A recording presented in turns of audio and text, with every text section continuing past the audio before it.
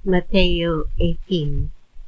Niadtong higayuna ang mga tinun-an nangadto kang Hesus ug nangutana, kinsa man ang ilhong labing dako sa gingharian sa langit?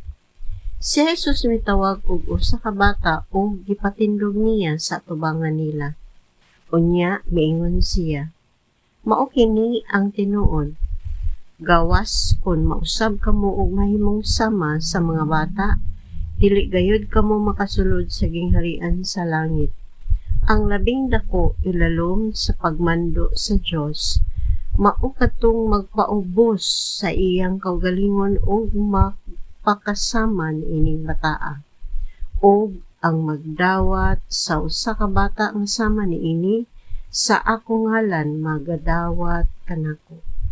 Bisan kinsa nga mahimong hinungdan nga makasala kining mga gagmayng bata nga nagtuo kanako, mas maayo pa nga hiktan og dako nga galingang bato ang iyang liog ug itambog siya sa lawod. Pagkaalaot gayud sa kalibutan kay anaa man niini ang mga butang nga makaangin sa mga tawo sa pagpakasala. Kining mga butang nga mahitabo gayud kanunay apan alaot ang tawo nga maghimo niini.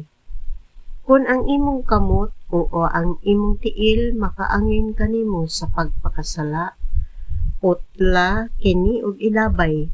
Mas maayo pa nga mosulod ka sa kinabuhing dayon nga usaray kamot o usay tiil kaysa kumpleto kag kamot o tiil apan itambog ka sa kalayo nga walay pagkapalong. Ug kun ang imong mata makaangin kanimo sa pagpakasala, lugita kini og ilabay. Mas maayo pa nga mosulod ka sa kinabuhing dayon nga usaray mata kaysa kumpleto kag mata apan itambog ka sa kalayo sa impierno. Matngunin ninyo nga dili kamo magtamay bisag usa niining mga gagmayng bata nga nagtuo kanako. Kay sultihan ko kamo nga ang ilang mga anghel atua kanunay sa atubangan sa akong amahan didto sa langit. Sa inyong nauna unsa may buhaton sa usa ka tawo kung kawad-an siyag usa sa iyang usa ka gatos ka karnero, iya gayong biyaan ang 99 nga manidsi didto sa bungtod ug mulakaw siya aron pagpangita sa nawala. Sultihan ko kamo nga sa dihang makit-an na niya kini, mas malipay pa siya pag-ayo tungod niining karneroha kaysa 99 nga wala mawala.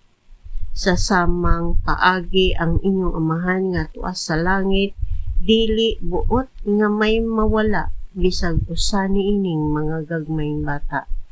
Kung ang imong igsuon makasala kanimo, adtua siya ug pakit-as siya sa iyang sayop. Apan himuak kini nga kamurang duha. Kung mamati siya kanimo, magkauli ang inyong maayong kabubuton. Apan kung dili siya mamati kanimo, pagdalag usa o duha ka tawo aron ang matag sumbong kapamatud-an sa duha o tulo ka saksi sumala sa ingon sa kasulatan. O kung dili gayud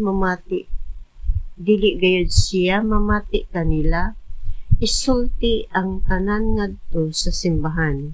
O kung dili siya mamati sa simbahan, isipa siya nga usa ka dili magtotoo o kubrador sa buhis. O busa sultihan ko kamong tanan, ang inyong idili dinhi sa yuta, idili usab dito sa langit, ug ang inyong itugot dinhi sa yuta, itugot usab didto sa langit. Ug sultihan ko pagayod kamo, kung duha kaninyo dinhi sa yuta magkauyon sa pagpangayo bisag unsang butanga, kini ihatag kaninyo sa akong amahan nga tuwa sa langit. Kay kung may duha o tulo nga magkatigom sa akong ngalan, anaa ako uban kanila. Unya miduol si Pedro kang Jesus og nangutana, Ginoo kun ang akong igsuon kanunay makasala kanako hangtod kapila ko man siya pasaluon? Kapito ba? Si Jesus mitubag, dili kay kapitora, kun dili kapitoan kapito, kay ilalom sa pagmando sa Dios ang kahimtang sama sa usa ka hari nga naghusay sa mga utang sa iyang mga sulugoon. Sa diha nga nagsugod siya paghusay, gidala ngadto kaniya ang usa ka sulugoon nga nakautang kaniyag dako kaayong kantidad. Wala siya igong ikabayad sa iyang utang, busa misugo ang iyang agalon nga ibaligya siya lakip ang iyang asawa ug ang iyang mga anak ug ang tanan nga iyaha aron makabayad siya sa utang. Miluhod ang sulugoon sa atubangan sa iyang agalon ug nagpakiluoy nga nag-ingon, Sir, ayaw intawon ako apikihak, kay mobayad raon niya ko sa tanan kong utang. Naluoy kaniya ang agalon, busa gipapas niya ang utang sa sulugoon ug iyang gipalakaw. Milakaw kining maong sulugoon ug gikasugat niya ang usa sa iyang mga kaubang sulugoon nga nakautang kaniya og gamay ra kaayong kantidad.